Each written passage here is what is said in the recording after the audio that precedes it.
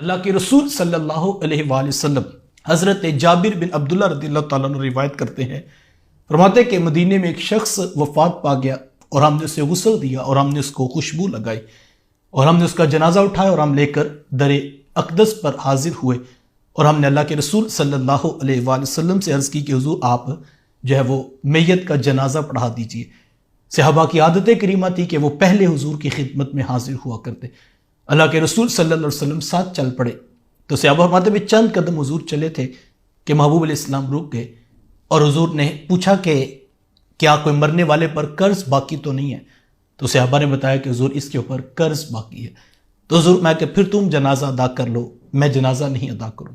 اتنی بات ارشاد فرما کے حضور واپس پلٹ کے حضرت ابو قتادہ رضی اللہ تعالی عنہ وہ بھی مجمع میں موجود تھے تو ان کو سخت پریشانی ہوئی کہ چند پیسوں کی وجہ سے یہ اتنی بڑی سعادت سے محروم ہو رہا ہے، تو انہوں نے بڑھ کر آگے صحابہ سے کہا کہ اس شخص کا قرض میں ادا کروں گا۔ وہ کتنا قرض تھا؟ 2 درہم۔ حضرت ابو قتادہ رضی اللہ تعالیٰ عنہ نے ذمہ داری لے لی۔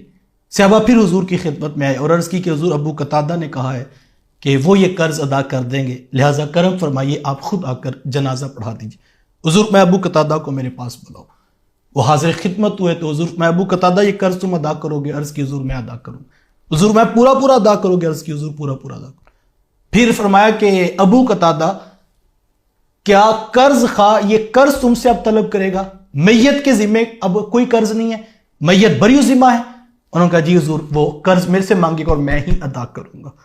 آقا کریم علیہ السلام تشریف فرما ہوئے اور حضور علیہ السلام جلوہ فراز ہوئے اور آقا کریم علیہ السلام نے جنازہ پڑھا دیا۔ جنازہ کی تدفین مکمل ہوئی، صحابہ اٹھ کے گھروں کو چلے گئے۔ صبح حضرت ابو قتادہ رضی اللہ تعالیٰ عنہ اللہ کے رسول صلی اللہ علیہ وسلم کی خدمت میں حاضر ہوئے۔ جیسے ہی ملاقات ہوئی تو حضور نے فوراً پوچھ لیا ابو قتادہ وہ کل والے قرض کا کیا بنا؟ تو عرض کی حضور وہ کل ہی تو وفات ہوئی ہے، یعنی ابھی 1 دن تو محبوب گزرا ہے، تو مطلب یہ تھا کہ میں ادا کر دوں گا۔ لیکن حضور نے فوراً پوچھا کہ ابو قتادہ وہ کل والے قرض کا کیا بنا؟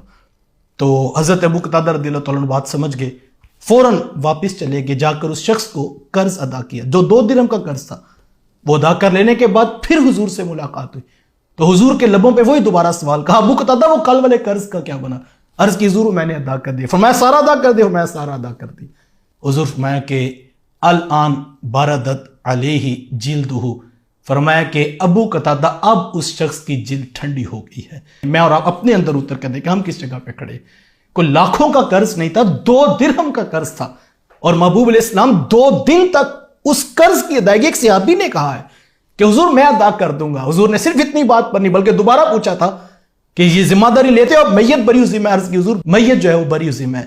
پھر حضور نے دوسرے دن پھر پوچھا، تیسرے دن پھر پوچھا اور 3 دن کے بعد فرمایا کہ ابو قتادہ اب اس شخص کی جلد جو وہ ٹھنڈی ہو گئی ہے۔